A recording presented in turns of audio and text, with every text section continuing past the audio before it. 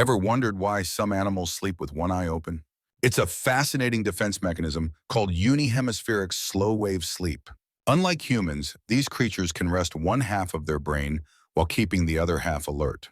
This ability allows them to detect potential predators and react swiftly to any threats.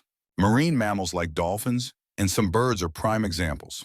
While one hemisphere of their brain takes a deep nap, the other stays awake, ensuring they stay aware of their surroundings and maintain essential bodily functions. It's a remarkable adaptation that highlights nature's ingenuity in ensuring survival.